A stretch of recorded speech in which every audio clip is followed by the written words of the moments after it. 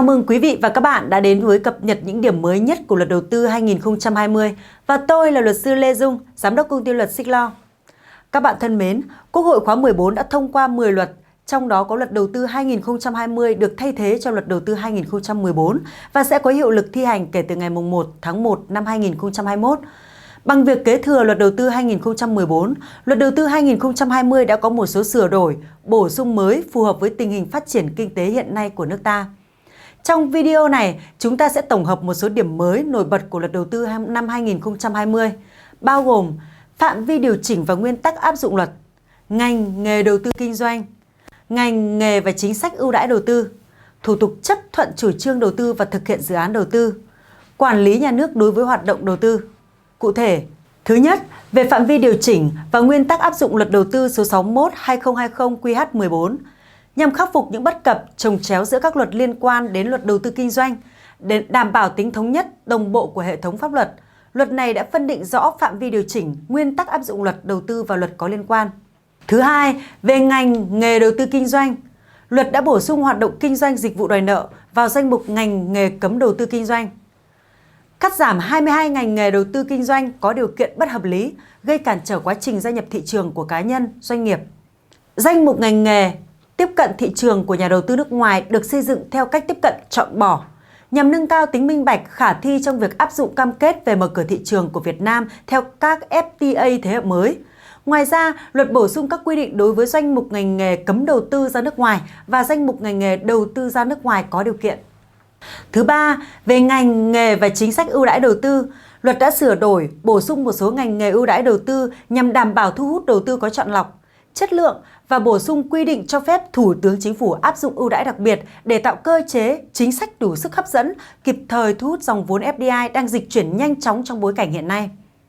Đồng thời, luật cũng bổ sung thêm hình thức ưu đãi đầu tư mới, khấu hao nhanh, tăng mức chi phí được trừ khi tính thuế thu nhập chịu thuế, bên cạnh 3 hình thức ưu đãi đã được quy định tại luật đầu tư 2014.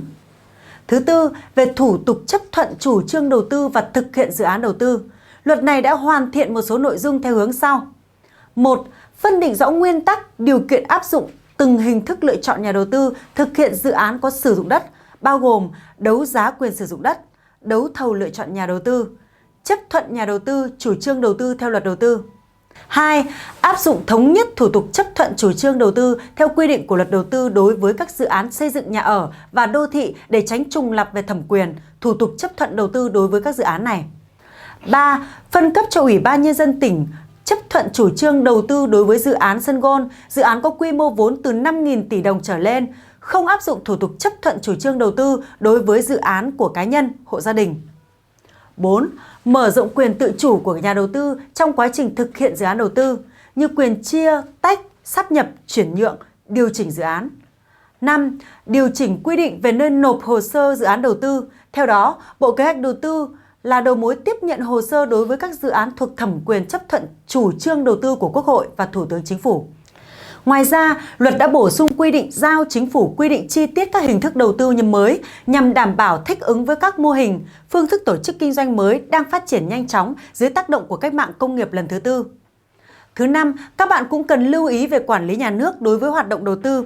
Luật đã hoàn thiện các công cụ cần thiết nhằm nâng cao hiệu lực, hiệu quả quản lý nhà nước về đầu tư, đảm bảo an ninh, quốc phòng, góp phần hạn chế tình trạng chuyển giá, trốn thuế và xử lý các trường hợp đầu tư chui, đầu tư núp bóng. Trên đây là một số điểm mới của luật đầu tư năm 2020. Nếu như quý vị có bất cứ thắc mắc nào, những điểm mới mà tôi vừa nêu trên, có thể nhấn vào đường link phía bên dưới, tham gia vào nhóm luật của công ty luật Xích Lo để có thể được giải đáp thắc mắc một cách chi tiết và rõ ràng nhất.